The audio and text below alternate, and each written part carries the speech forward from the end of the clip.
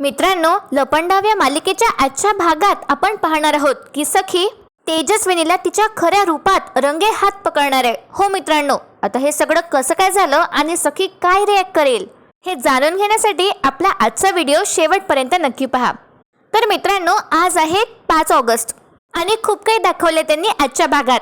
मग आता या सरकारला डांबून ठेवणार आहे आणि तिथे ती सरकार बेशुद्ध पडते. तर बघूया मित्रांनो कसं काय झालं ते. तर मित्रांनो, आजचा भाग सुरू होतो. तेजस्विनी लपून किचन मध्ये जाते. तिला साबुदाण्याची खिचडी खायची असते. कान्हाने आधीच ती खिचडी बाजूला काढून ठेवायला सांगितली असते सखीला.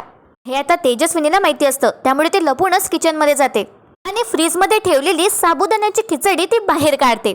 तेजस्विनी आता साबुदाण्याची खिचडी खात असते आणि तिला खूप आवडते ती खिचडी.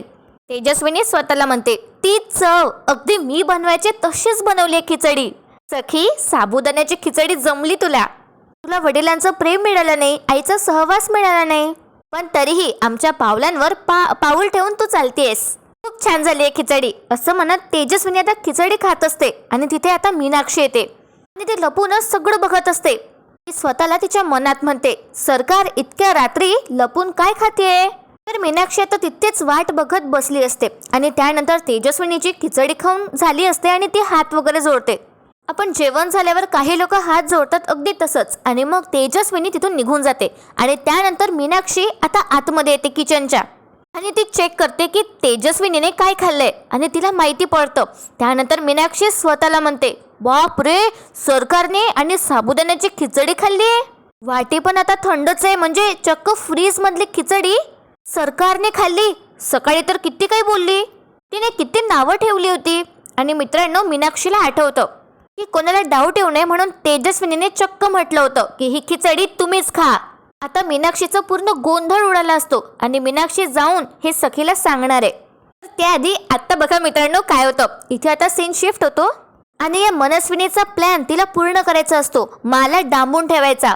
तर ती वॉशरूमच्या नावाखाली मला तर घेऊन आली असते सोबत. आणि त्यानंतर मा म्हणतात, अगं वॉशरूम तर इथेच आहे, तू समोर कुठे चाललीस. तर त्यावर आता ही मनस्विनी खोटं सांगते आणि ती मला म्हणते, इथे एकीने दुपारपासून पाण्याचा प्रॉब्लेम सुरू आहे. त्यावर मा आता हिला म्हणतात, इथे आणि पाण्याचा प्रॉब्लेम शक्यच नाहीये.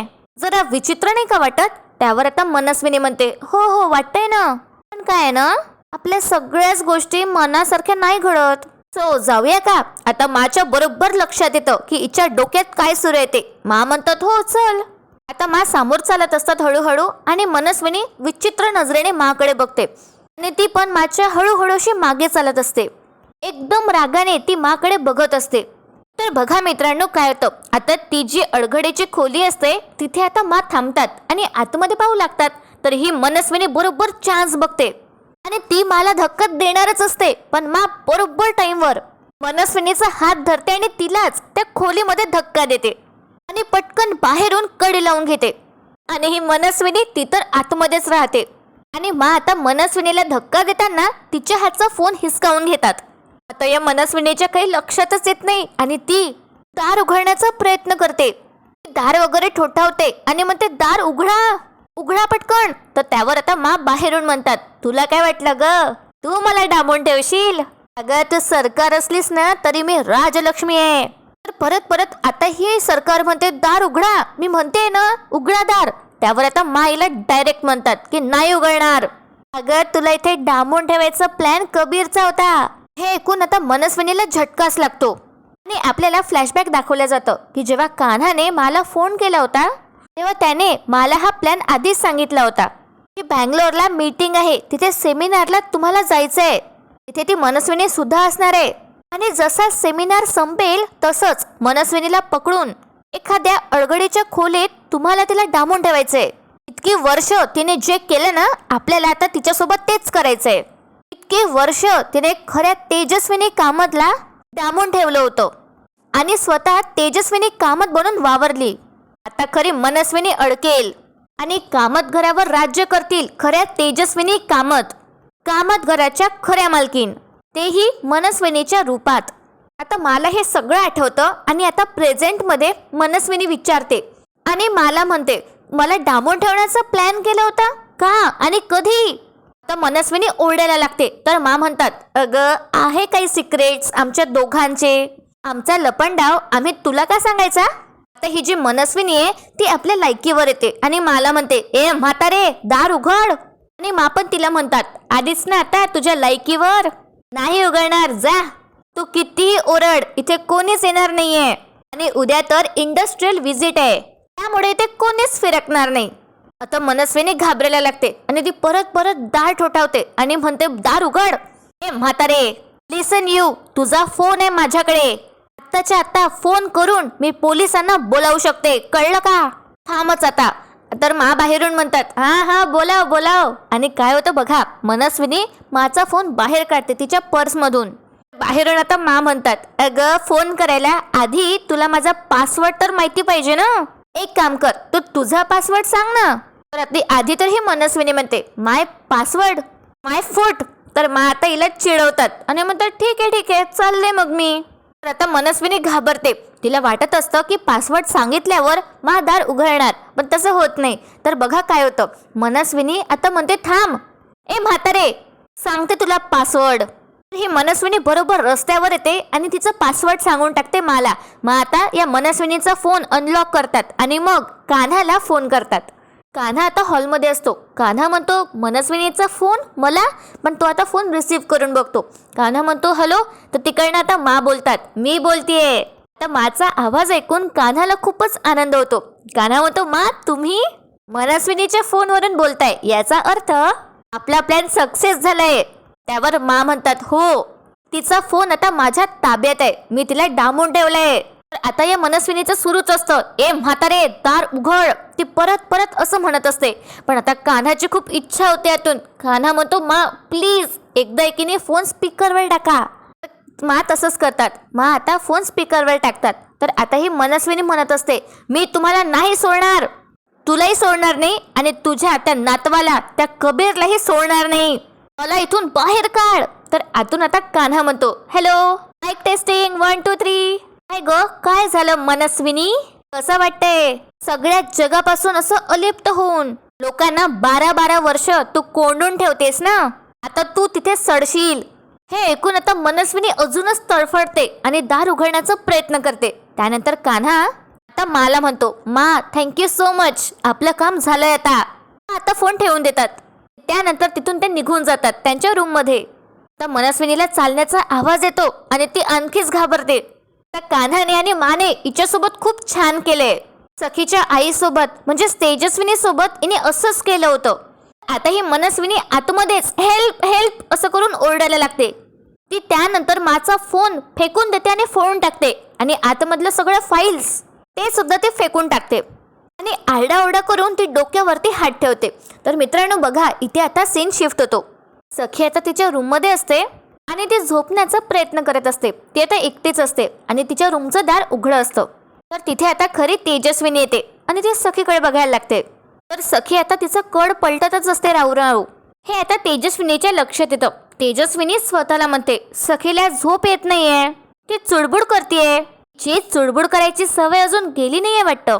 खरी तेजस्विनी आता आठवायला लागते की लहानपणी सखी असंच करायची, राहून राहून ती तिचं कड अशी पलटायची. झोपताना तिला जरा भारी जायचं. आता तेजस्विनी स्वतःला म्हणते, काय करू, आत जायचंय मला. आईचं मन म्हणतंय की जा आत, आणि दुसरं मन म्हणतंय की तू आता मनस्विनी आहेस, तू नाही जाऊ शकत. तर आता ही जी तेजस्विनी आहे ती तिच्या साडीकडे बघते. तेजस्विनी वर बघते आणि म्हणते, देवा साईनाथा मी काय करू आता. आणि त्यानंतर परत तेजस्विनी सखीकडे बघते. सखीला आता ऑलमोस्ट जाग येणार असतो म्हणून तेजस्विनी पटकन अशी लपते आणि मग हळूहळू तेजस्विनी आतमध्ये जाते. ती बेडवर जाऊन बसते सखीच्या बाजूला. शेवटी आईचं मन ती सखीला तिच्या मुलीला कसं इग्नोर करणार. तर तेजस्विनीला आता आठवतं की लहानपणी सखी लहान असताना ती असंच करायची. सखीला जेव्हा असा त्रास व्हायचा झोपताना, जेव्हा सखी चुडबुड करायची तेव्हा तेजस्विनी लाडाने सखीच्या अंगावरती पांघरून ओढून टाकायची आणि मग सखीला शांत झोप यायची. आणि आता पण तेजस्विनी तसंच करते. हळूच आता ती सखीच्या अंगावरती ब्लँकेट टाकते. आता तेजस्विनीला लाडाने जवळ घ्यायचं असतं सखीला, तिचा लाड करायचा असतो. पण तेजस्विनी आता मध्येच थांबते. आणि खूप सुंदर सीन आहे मित्रांनो हा. बॅकग्राऊंडमध्ये म्युझिक सुद्धा सुरू असतं. एक अंगाई गीत असते आणि त्यानंतर तेजस्विनीच्या डोळ्यात पाणी येतं. आता सखी तिच्या जवळ असून ती सखीला खरं नाही सांगू शकत याचं तिला वाईट वाटत असतं. त्यानंतर तेजस्विनी तिथून उठून जाते आणि सखी आता शांत झोपली असते. तर बघा मित्रांनो काय होतं, इथे आता सीन शिफ्ट होतो आणि मनस्विनी मोठ्या मोठ्याने ओरडू लागते त्या खोलीत. हेल्प हेल्प अशी ओरडू लागते. तिचं गळा फाडून फाडून ती ओरडत असते आणि ओरडताना ती म्हणते, तुला नाही सोडणार मी कबीर, नाही सोडणार. आणि त्यानंतर अचानक मनस्विनीचा दम घुटतो आणि ती चक्कर येऊन जमिनीवर कोसळते आणि ही मनस्विनी आता बेशुद्ध होते. आणि बघा मित्रांनो काय होतं, इथे आता सीन शिफ्ट होतो. दुसरा दिवस असतो. कान्हा निवांत झोपला असतो आणि सखी आता आंघोळ वगैरे करून येते आणि तिने केस धुतले असतात. सखी आता तिचे केस अशी आरशात बघते आणि ती पुसत असते. तर तिच्या डोक्यात एक खुरापात येते आणि त्यानंतर ती कान्हाजवळ जाते आणि मुद्दामच तिचे ओले केस कान्हाच्या चेहऱ्यावर अशी झटकते.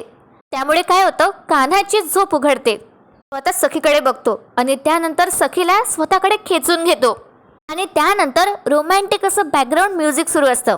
बहरून प्रीतही अशी वालं आणि त्यानंतर सखी आणि कान्हा एकदम जवळ असतात आणि कान्हा आता सखीला म्हणतो, फारच प्रेम ओतूच चाललंय वाटतं. त्यावर आता सखी कान्हाला म्हणते, अजिबात नाही, मी माझे केस वाढवत होते.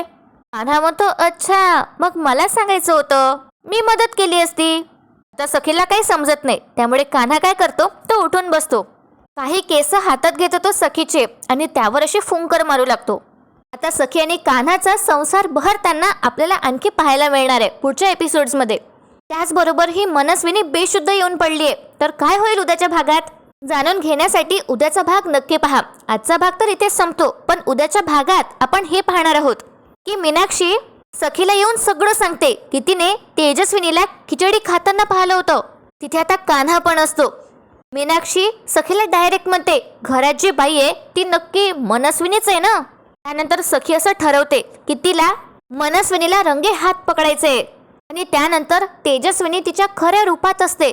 सिंपल साडी आणि तिने वीक पण काढली असते आणि ती स्वतःला आरशात बघते आणि म्हणते, तेजस्विनी बनवून खूप छान वाटतंय, यात मी खरी दिसते. आणि मग मित्रांनो सखी आणि कान्हा तेजस्विनीला रंगे हात पकडणार आहे. म्हणजे सखी पुढे जाते आणि कान्हा काय झालंय काय सुरू आहे बघायला तिच्या मागे जाणार आणि मग तेजस्विनी खऱ्या रूपात आता सखी समोर येणार आहे. तर बघूया मित्रांनो उद्याच्या भागात काय होईल. कान्हा सखीला खरं सांगेल का? खरं तर त्यांनी सखीला खरं सांगायलाच पाहिजे. बघूया मित्रांनो तुम्हाला काय वाटतं कमेंट करून नक्की सांगा. व्हिडिओला लाईक करायला विसरू नका आणि चॅनलला मालिकेच्या लेटेस्ट अपडेटसाठी सबस्क्राईब करा. व्हिडिओ शेवटपर्यंत पाहण्यासाठी खूप खूप धन्यवाद.